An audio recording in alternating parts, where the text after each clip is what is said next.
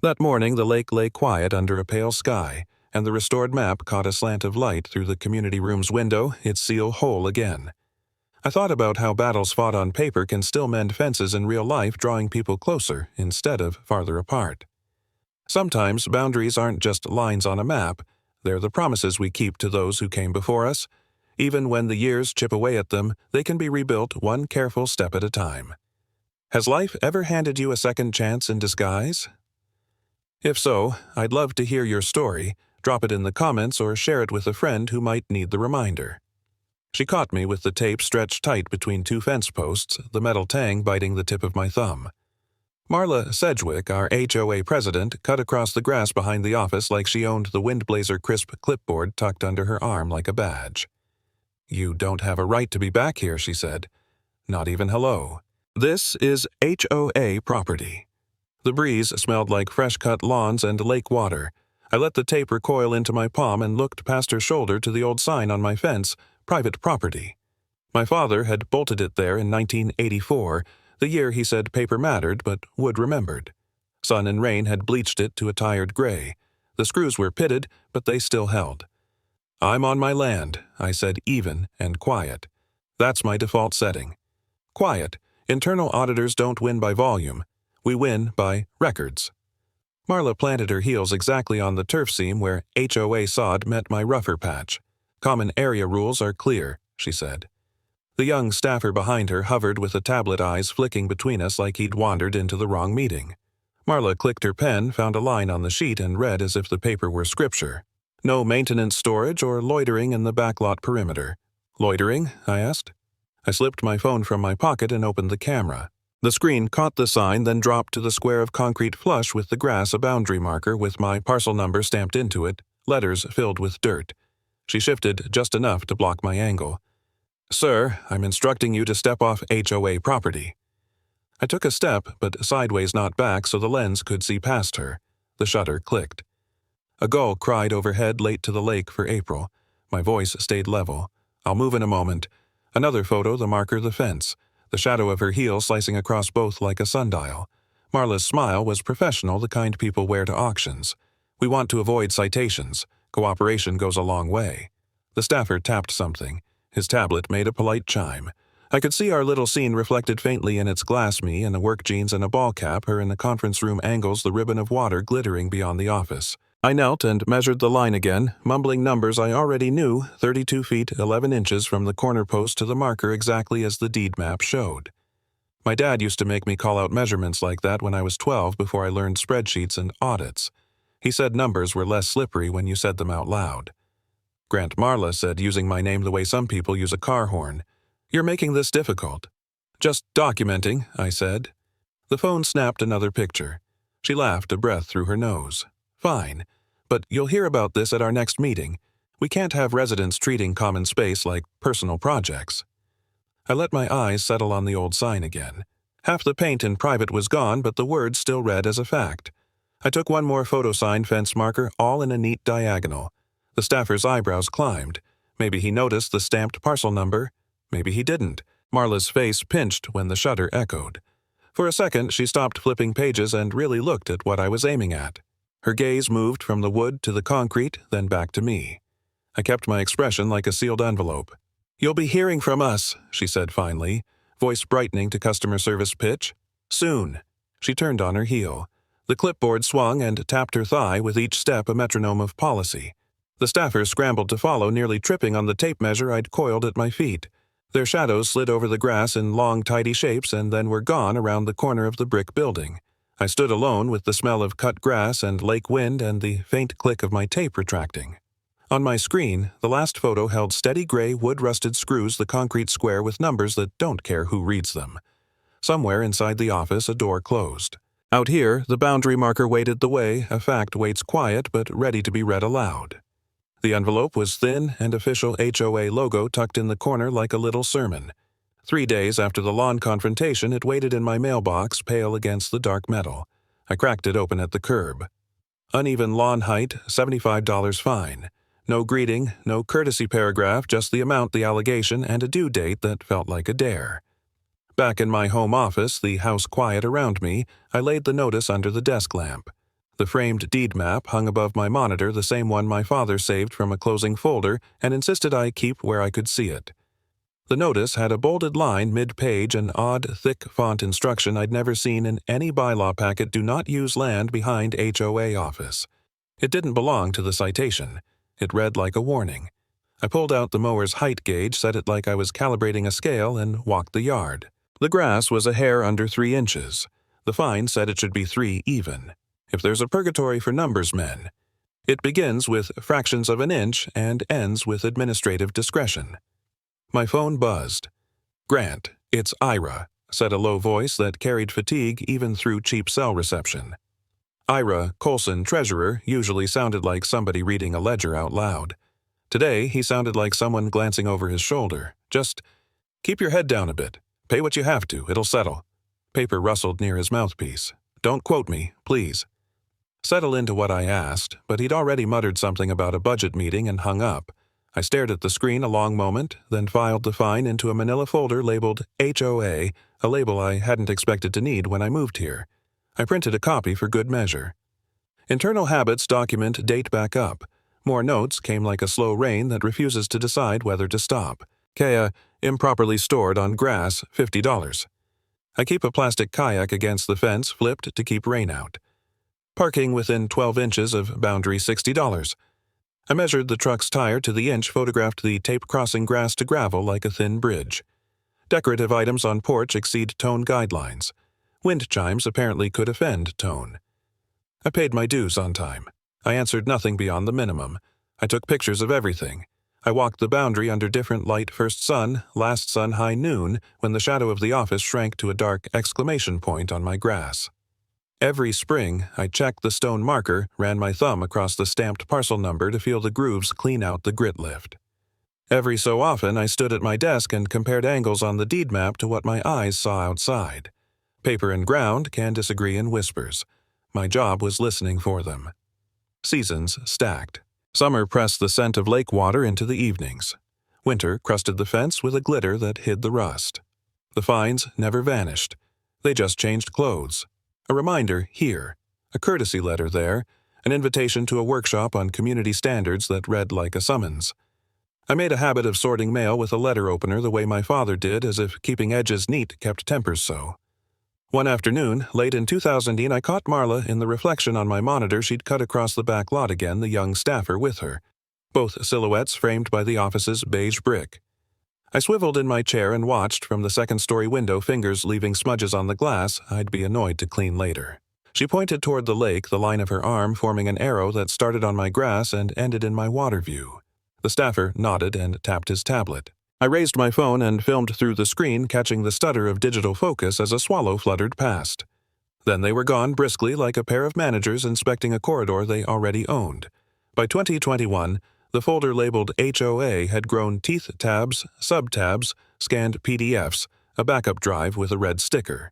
My camera roll was part lawn care and part surveillance rulers, angles, rusted screws in the private property sign, the concrete square at ground level, its corners nicked by time or mower blades. I wasn't angry. Anger burns too hot for the long run. I was persistent. Persistence feeds on routine. Coffee at 6. Walk the line at 7. Lunch over spreadsheets. A check of the deed map before the light gets strange. Then came the afternoon that turned routine into a hinge. The heat had clicked off and the house held a careful late spring cool. I carried a mug upstairs and paused at the window out of habit. Marla was back, not with the staffer this time, but with 2 men I hadn't seen before. Contractor haircuts, polos tucked into work pants, gait that said estimation rather than exercise. She led them straight onto my strip, the 3 of them stopping right where the grass browns quickest in July. One man lifted a hand to shield his eyes and traced the air from the back of the HOA office to the water, measuring nothing and everything at once. Marla's clipboard aimed the same way, a polished little muzzle pointing through my view. I didn't think. I raised the phone and squeezed. The camera shutter answered with a clean, satisfied click. I took another, framing her heel near the concrete marker, the clipboard's corner cutting across the line between my fence and their lot. A third, tighter, the metal clip gleaming like a seal of intent. The mug cooled against my palm while the 3 figures moved out of frame. The photos stayed. The house stayed still around me, except for the faint tick of the wall clock, dutiful as a metronome. I set the mug down, opened the HOA folder, and added 3 new images to a subfolder named Nothing More Than Dates. Then I stood at the window again, the edge of the phone warm against my cheekbone, and waited for the next time their shadows crossed a line my father had taught me to read. Dockside Diner had the kind of bell on the door that made you feel noticed. Calvin Rudd waved me over before the bell stopped ringing 2 mugs already sweating on paper napkins. "Sit," he said, voice like a porch step that never creaks. "Before we talk, marker 42. I hadn't even set my notebook down. Out by the back lot, I asked. He nodded, eyes amused that I'd guessed. The place smelled of bacon and biscuit steam. The wall behind him wore a parade of wooden oars and a framed map of a Lake Norman with a coffee stain shaped like a small peninsula. Sheila, his wife, drifted past with a refill pot and a hello that sounded like she'd already counted me as family. Calvin eased a folded sheet from a manila envelope and flattened it between the salt and the hot sauce. A photocopy of my parcel map, the kind that leaves the edges slightly blurred, the black lines dark as utility cable. He tapped the corner where the HOA office shoulder checks my strip of grass. "Your line," he said. "Tap. Their line, tap. Marker 42 sits here, see the dot, concrete set in 84, same year this deed was recorded." I traced the symbol with my finger. The letters and numbers had that county courthouse neatness my dad used to admire. "I've been walking that stone since I moved in," I said. "Didn't realize it had a name. All the good ones do," he said. "Stones, boats, dogs, trouble." He slid the page a little closer to me and angled it so the diner's light didn't stripe the ink. "The HOA calls this swath a common area because they've always mowed it," he said, tapping the cross-hatched rectangle behind the office. "What you call a thing doesn't make it change owners. Lines do that. Records do that." He took a careful sip of coffee. "You've been getting letters, stacked like junk mail with a vendetta. Then, no arguments on curbs," he said. "No speeches. You gather." He ticked the items off on his fingers slow. Photographs of the stone, the fence, and any feet crossing it. Time-stamped. Copies of notices envelopes included if they postmark anything cute. Meeting agendas, screenshots, whatever appears and disappears on the community site. And you back it all up twice. Not cloud only. They'll say you edited. "You think it'll go that far? I think folks don't like giving back something they've already counted," he said. "And while we're here, verify your title packet. If your original map's fragile, we'll pull a certified copy from the county. You want a seal that bites." Sheila leaned in with the pot. "Top you off?" she asked me. "Please," I said, and she filled my cup until the surface trembled. Calvin pointed at the photocopy again. "Notice how the parcel noses right up behind the HOA like a thumb. That's leverage. They can't use that back door without walking past your boundary. On paper, this grassy kindness of theirs is your deeded land." Something in my chest let out a soundless breath. The image of Marla's heel near the concrete square rose in my head and fixed itself next to the inked dot. Paper and ground snapped into the same frame. "Don't go waving this yet," he said, palming the copy as if it were a trick card. "You keep your routine. You keep paying what's due. You keep the temperature low. Ira called me," I said. "Told me to keep my head down." "Wise man with a tired voice," Calvin said. "He knows what's brewing." He slid the photocopy back into the envelope, then tapped the top of it with his finger as if sealing a pact. "When you speak, it'll be with the county's voice in your pocket. Until then, you let them write their own record." Outside the diner window, sun flashed on a car roof and moved on. Calvin leaned back the chair, complaining softly. "They won't want you to know that, son." The subject line glowed like a warning light storage project proposal, draft. It arrived at 11:13 p.m. from Ira's address. No preamble, no note. Just the thin blue paperclip icon that means something you can't unsee is waiting. I stared at it long enough to ask myself if sleep would be wiser.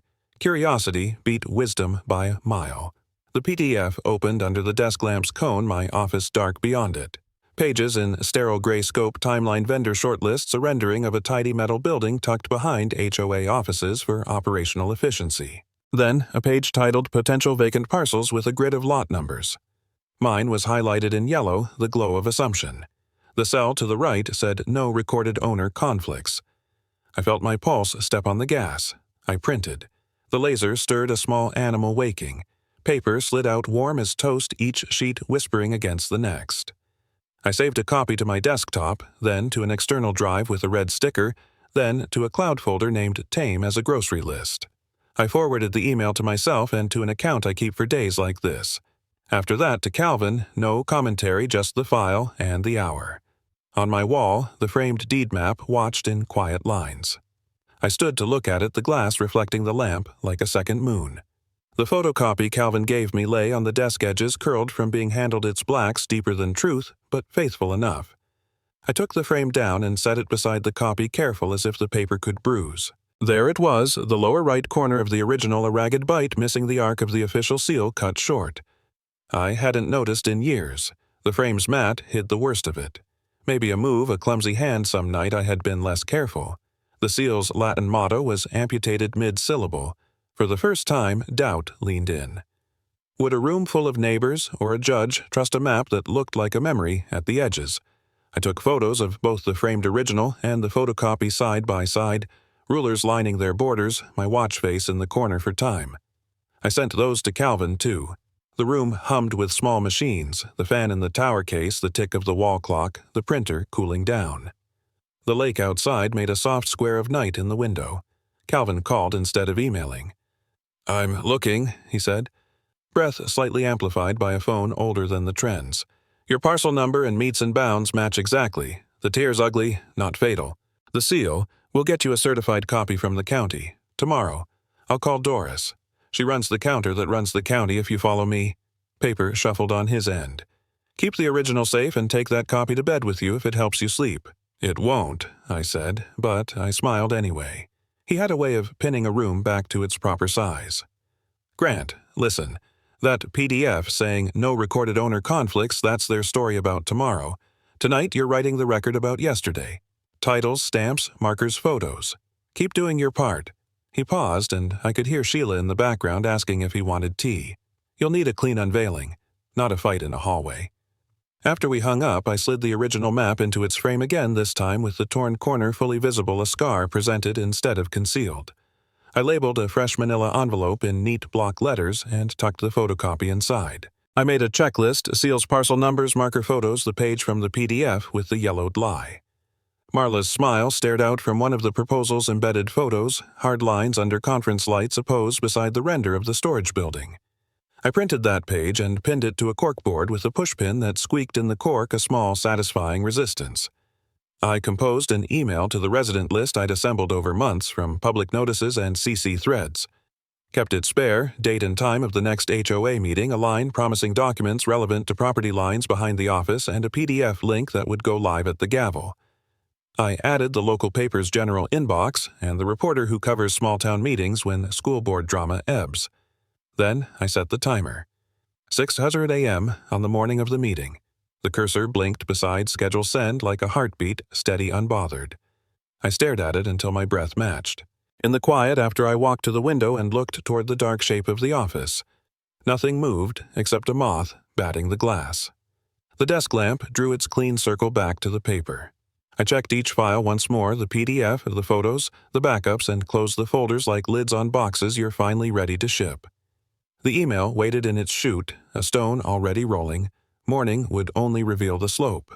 The rain had that fine misty quality that sticks to you without soaking, turning Main Street's bricks a deeper red. Calvin was already inside Main Street Coffee, 2 mugs steaming on the table, his jacket draped over the back of a chair like he owned the place. In front of him sat the deed map's new protective tube, a bright red cylinder that looked in that moment heavier than it had any right to be. "This isn't just paper," he said, resting his palm on the tube like a sentry. "It's the lock and the key." I set my notebook down, flipping it open to the checklist I'd written in block letters. Each line felt like a gear in a well-oiled machine. Time-stamped photos meeting agenda printouts, parcel records, copies of every violation notice since 2018. Sheila appeared with a tray sliding laminated photocopies of the map into place like a dealer laying down winning cards. "If anyone spills coffee on these, the truth will survive," she said with a wink. We leaned in, talking low. I pulled out my laptop and scheduled the mass email subject line plain as tap water for review, HOA meeting documents. Attachments, the restored certified deed map, the PDF from Ira's accidental email, the side-by-side photo of marker 42, and the parcel map. Send time exactly 7:00 p.m., when the meeting would be called to order. I pictured the ripple through inboxes as neighbors checked their phones, the quiet turning in their chairs to look at me. Printed copies lay in 2 neat stacks, one for every resident who showed up, another for the local paper. Don't hand them out until after the first 5 minutes, Calvin advised. Let her commit to her story before you roll the film. The phone in my pocket buzzed. Ira's voice was low, urgent. Grant, she's going to make it personal. Bring up things that have nothing to do with the Laud Fines Committee votes, whatever she can find. Don't take the bait. I wasn't planning to, I said, glancing at Calvin. He raised an eyebrow, already guessing the content of the call. Just be ready, Ira said, and remember she hates being corrected in public. When I hung up, Calvin slid the red tube toward me.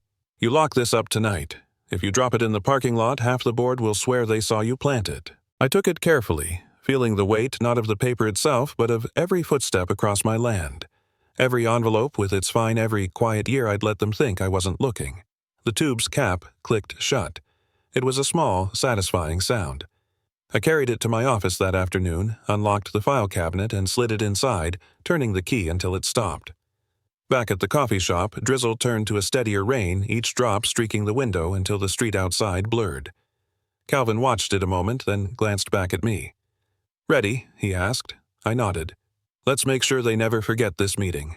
The rain tapped in answer, steady as a drumbeat, while the red tube waited in the dark cabinet, the lock holding the key in my pocket. Every folding chair was taken. Latecomers stood along the walls, and 2 reporters leaned against the back notebooks, angled phones on standby. The community room's fluorescent lights hummed. The air smelled faintly of dry erase marker and rain-soaked coats. On the whiteboard behind the podium, a color printout of the proposed storage building was taped, crooked corners curling as if the paper itself were reconsidering. Marla entered like a verdict-tailored blazer, a thick folder tucked under one-arm clipboard balanced on top. Her smile had the fixed shine of a showroom finish. Calvin sat front row, the red tube tucked beneath his chair like a fire extinguisher.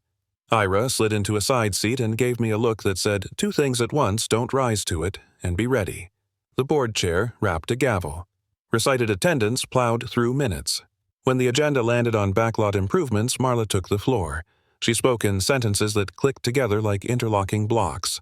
Operational efficiency, safety, uniform standards. She gestured to the whiteboard. The rendering showed a neat metal building with a cheerful side door and little shrubs that would die by August.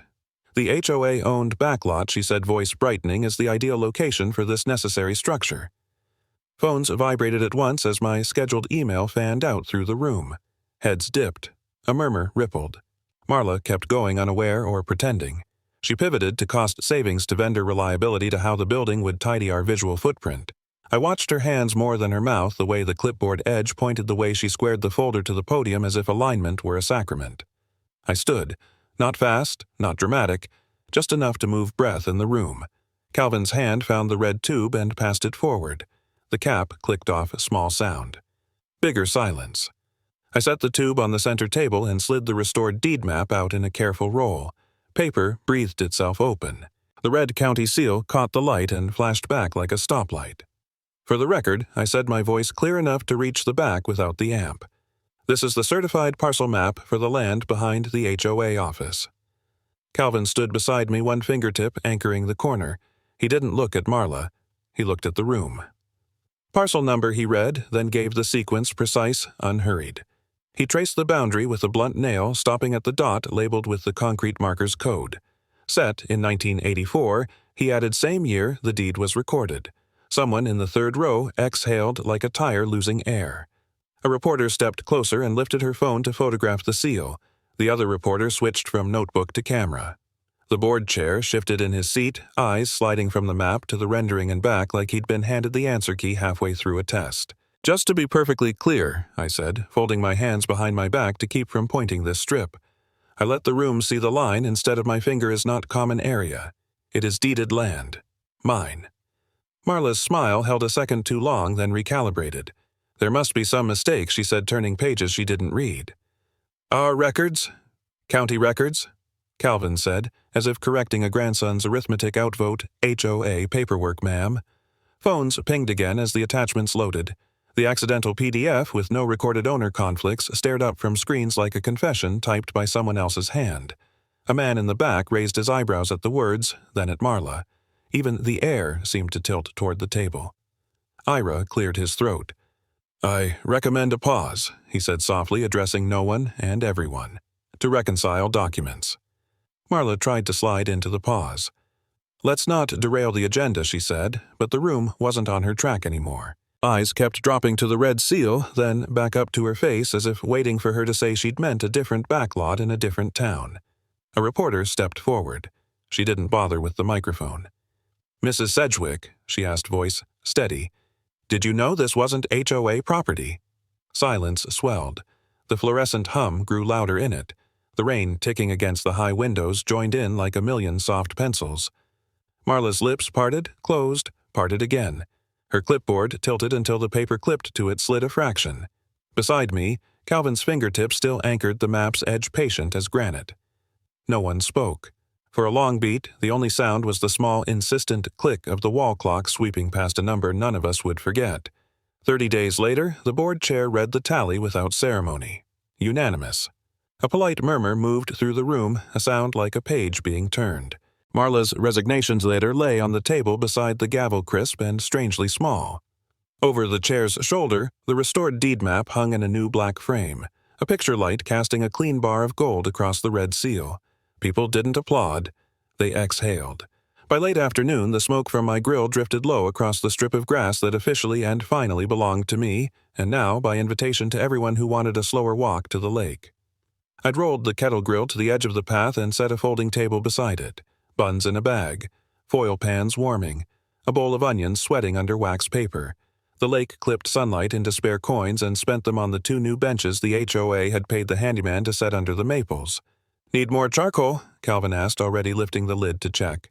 I'll top it off after this batch, I said, pressing a spatula into a burger until it hissed. He wore his Sunday hat and a grin a few vertebrae taller than usual. Sheila moved through the little crowd with a jug of sweet tea that fogged along the handle. She poured for anyone who held up a cup and for one kid who held up both hands and hoped. Neighbors who once studied their shoes when we passed now wandered over with covered dishes balanced in their palms. Potato salad, deviled eggs with paprika freckles, a plate of sliced tomatoes so red they looked like something out of a seed catalog. Grant, Mrs. Whitcomb said, voice low, I misjudged. I'm glad you pushed. Her husband nodded at the bench at the water at the fact of a place to sit. People don't apologize much in groups. They thank you with coleslaw. Ira arrived without his tie, which I'd previously thought impossible.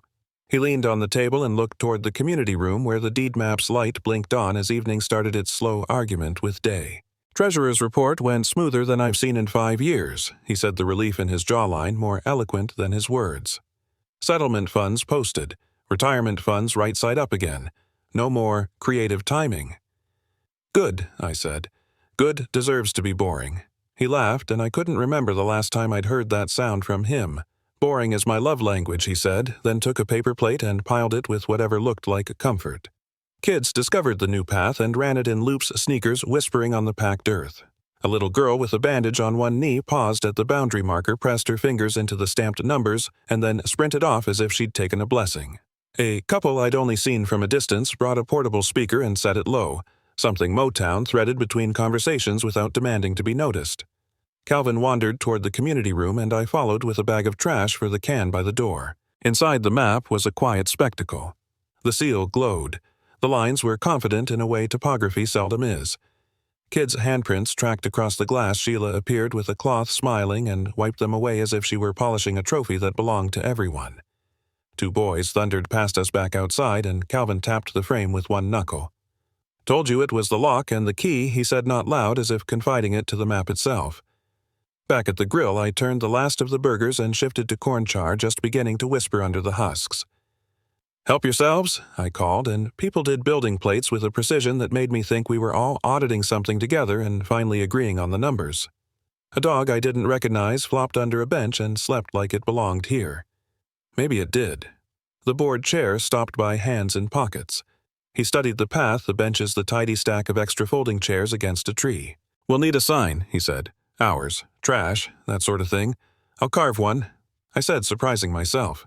My dad used to make them for church picnics. He nodded, grateful for the offer, but more grateful to have a sentence that wasn't about conflict. As the sun drifted to the ridge, the water took on that heavy metal shine it gets in July when the day's heat becomes a memory you feel on your skin. Conversations sank an octave. People found places to sit: the new benches, the grass, the edge of the little dock. Someone started a gentle debate about whether the map should face the room or the window after dark. Another someone offered to donate a second light. This is how communities spend money when they can on illumination. Ira raised his cup toward me. To paperwork, he said. To persistence, I answered. To both, Calvin added, claiming the middle ground like an old surveyor reclaiming a line. The grill went quiet. The lake kept breathing. For a beat, I heard the faint ticking of the picture light through the open community room door, regular as a pulse. I wondered, because you always do, how long this would last, this civility, this shared bench, this easy math of give and take. Then a breeze came off the water and lifted the corner of the tablecloth, and someone laughed at something I missed, and the question set itself down. The sun slid lower, and the path wore its first honest shadow. Whatever came later would come later. For now, it was real. The lake was glass that morning, the kind of stillness you only get after the last of the summer boat traffic has vanished and the air has that faint bite of October. Calvin and I sat on the bench nearest the dock, the new one with the smooth cedar slats that still gave off the scent of their milling. A few early risers strolled the path, dog leashes, slack hands wrapped around travel mugs, nodding as they passed. From this angle I could see the community room's broad front window, the frame of the restored deed map catching a blade of sunlight. The glass threw back a faint reflection of the dock and our bench, making it look like the whole scene lived inside that frame.